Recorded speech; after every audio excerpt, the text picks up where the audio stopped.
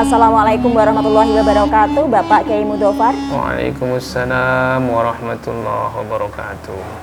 Ini lokasi di Pancur ya Kiai ya. Di tepatnya di Al Husna berapa ini Kiai? Al Husna 5 dulunya, sekarang kita ungkret jadi Al Husna 4. Oh, Al Husna 4. Gedung yang sangat megah. Lorong-lorong ini benar-benar panjang sekali. 100 meter ini. 100 meter luar biasa ya Kiai. Kalau olahraga ndak usah cari tempat ke lapangan. Sini sudah cukup karena lebarnya 4 meter. Wah, dan tentunya ini biaya yang nggak sedikit Kiai. Alhamdulillah. Baik Kiai, sekarang kita berbicara tentang bulan Ramadan ya, yang saat ini kita semua umat Islam menjalani ibadah bulan Ramadan, yaitu berpuasa selama 30 hari.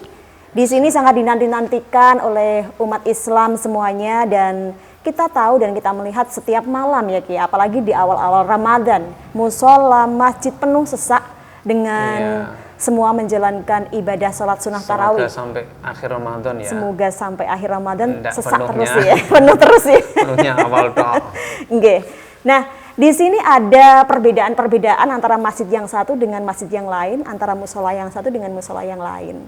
Ada hadiahnya enggak, Mbak? Ada perbedaan, bukan hadiah. Bukan. Hadiahnya Mungkin dengan Allah. Cepet-cepetan nanti yang seperti perlombaan, begitu loh Kiai. Kalau kita mengamatinya itu ibarat perlombaan. Di masjid yang satu lebih lambat, di masjid yang satunya lagi lebih cepat sholat tarawihnya.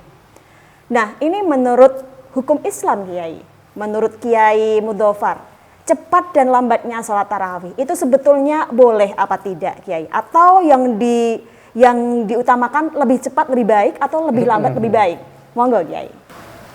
Alhamdulillah, ini umat Islam menyambutnya dengan gembira, dengan amalan-amalan. Cuma terkadang kita sendiri kurang ada pembekalan, sehingga untuk menyambutnya ini tidak berdasarkan ilmu tapi hanya gerudak-geruduk. Jadi kadang umat Islam ini terawih ya yang penting pokoknya terawih. Kalau yang itu agak mendingan. Ada kadang itu yang penting kelihatan terawih ketika ada jamaah sholat isya masih di rumah. Baru kelenuk datang ke masjid atau musola. Betul. Nanti sampai di musola sudah sholat terawih, dia baru sholat isya sendirian.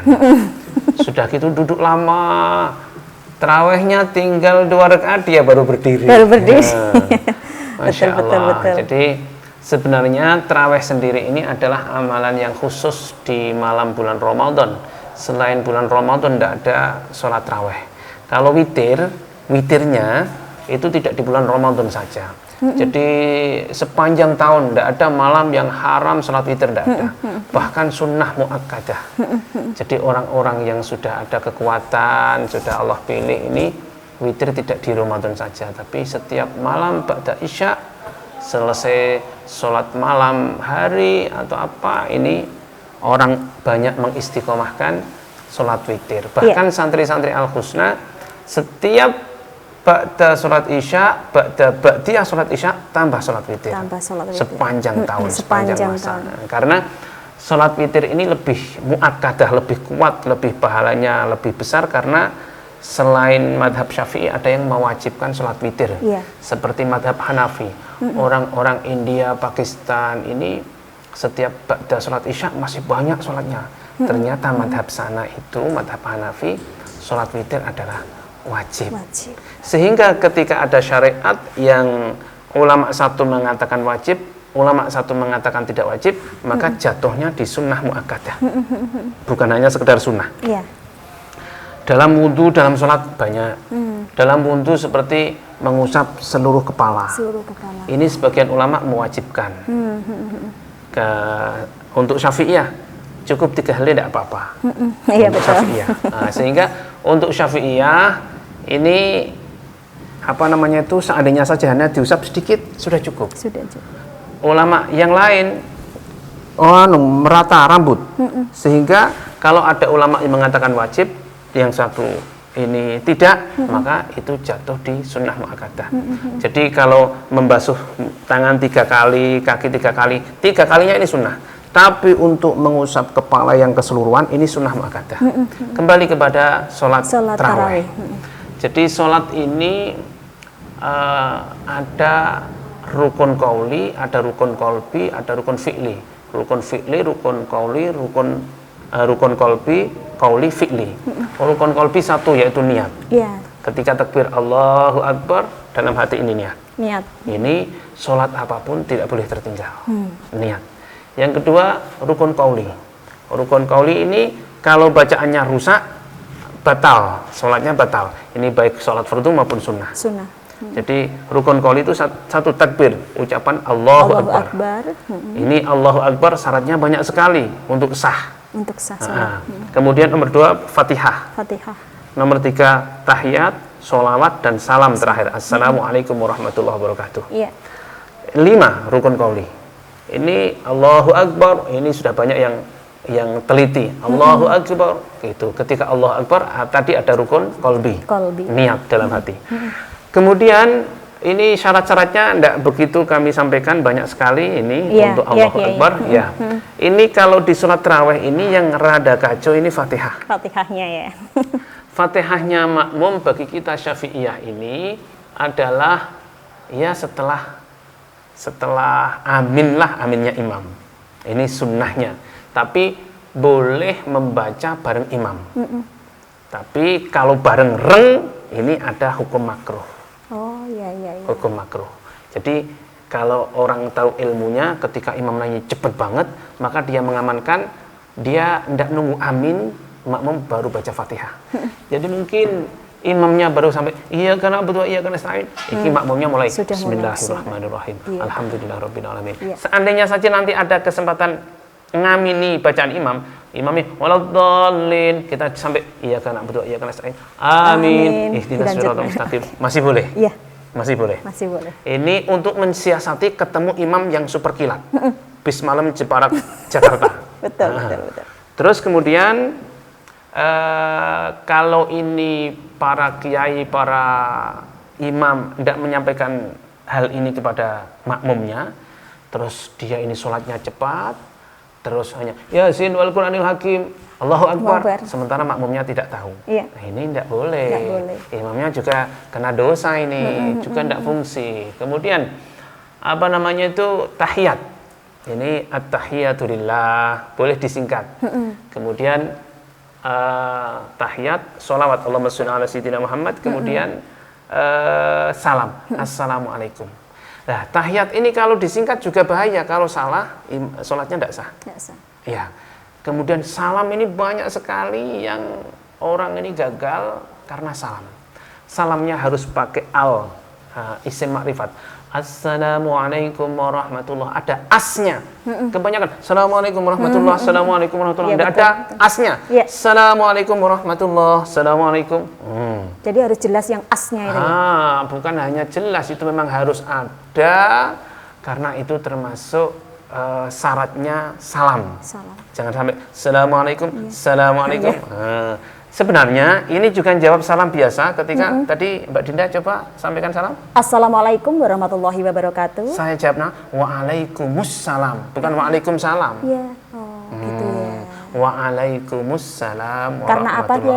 Ada alnya. Ada alnya, oh iya. Itu ini untuk orang yang teliti. Nah, ini jangan sampai salah kaprah ya. Tapi ini tidak kemudian dosa bukan, atau tidak batal salamnya karena waalaikumsalam bukan, tapi sempurnanya. Karena assalamualaikum pakai waalaikumsalam, bukan waalaikumsalam pakai nakirah, bukan.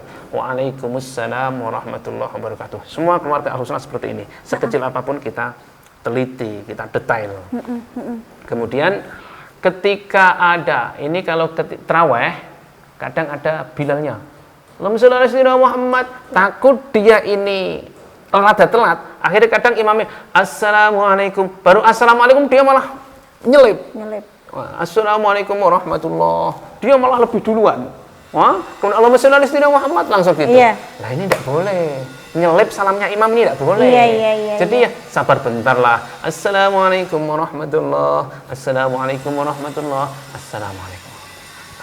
Baik Yai, tadi sudah sempat Kiai sampaikan tentang penjelasan rukun kolbi dan rukun kauli. Ada 3 rukun Yai. Sekarang yang ketiga apa Yai?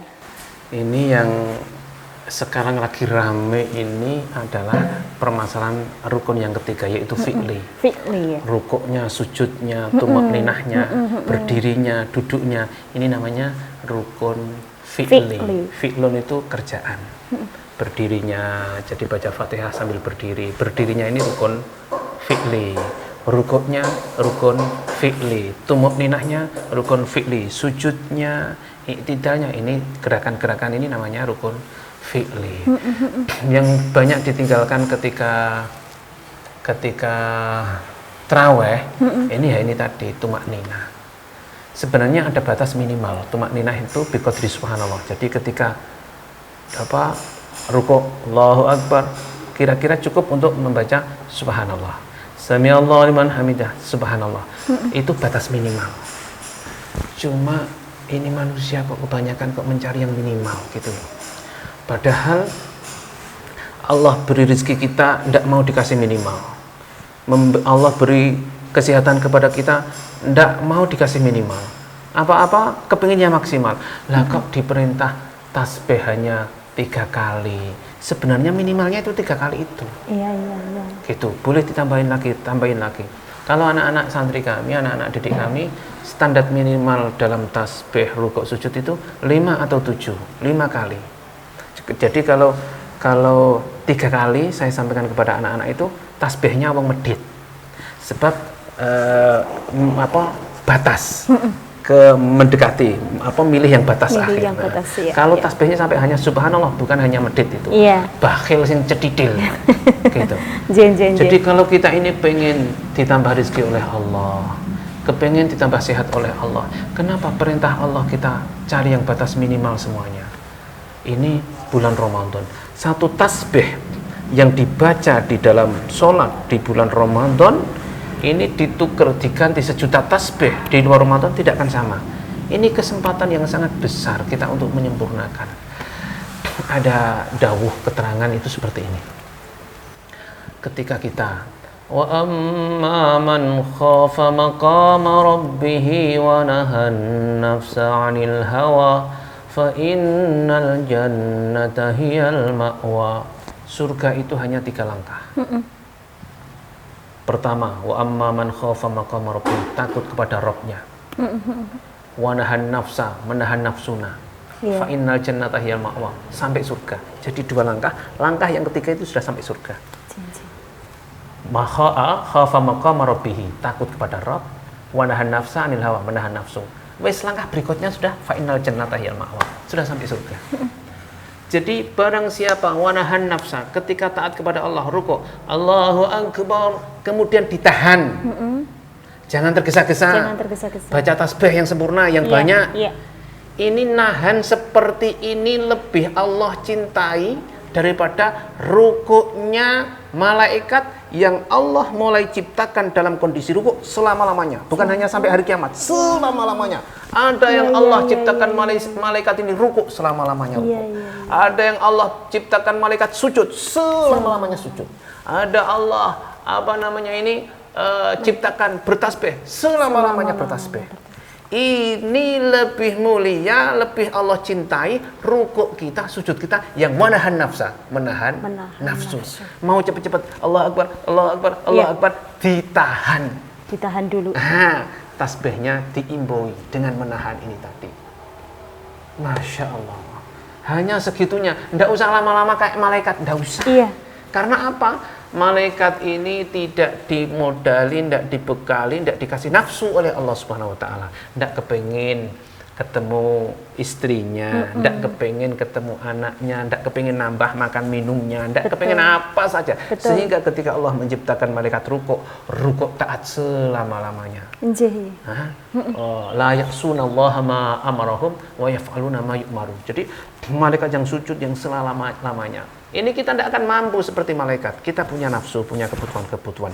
Lah, ketika Allah menciptakan kita dilengkapi dengan nafsu, tapi mampu wanahan nafsa 'anil hawa, ditahan untuk menambah tasbihnya, ditahan untuk membaca ayatnya, bukan hanya Yasin wal Qur'anil Hakim rukuk, bukan. Wanahan nafsa, ditahan baca ayatnya.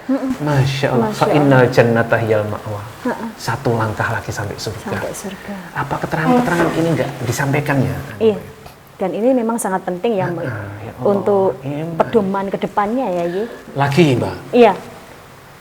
orang ini kalau beli mobil, kayak apa itu, Pajero supamanya, ini beda harga, bukan beda mesin atau apa, tapi beda aksesorisnya, beda apa, pernik-perniknya. Jadi Avanza ada yang harga segini paling mahal. Iya. Ini bukan beda apa-apanya, hanya tambah variasi-variasinya. Hah? Kalau Avanza itu kok hanya polosan, tidak pakai cat, harganya rendah sekali. Begitu juga kita dalam ibadah kepada Allah. Betul. Kalau kita ibadah kepada Allah ini hanya diambil fardu-fardunya saja. Allahu Akbar, terus Fatihah. Tanpa ta'awud, tanpa iftitah. Baca surat itu pun bukan rukun qauli. Fatihah saja, oke. Kemudian ruku. Ketika ruku baca subhana rabbiyal azimi, ini sunnah hay'ah. Tidak termasuk rukun qauli. Yeah. Ditinggal. Jadi semuanya ditinggal, hanya fardu-fardu saja. Berarti seperti mobil yang fardu-fardu saja. Mungkin spion tidak ada, lampu tidak ada, tapi itu sudah mobil loh, Mbak. Iya. Ya kan? Sudah berbentuk mobil. Pokoknya sudah Tetapi mobil harganya namanya. murah.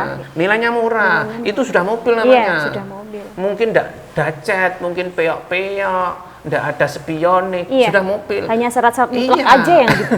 Iya, yang mahal ini ketika ibadah dibungkus dengan kesempurnaan sunnah-sunnahnya. Cih.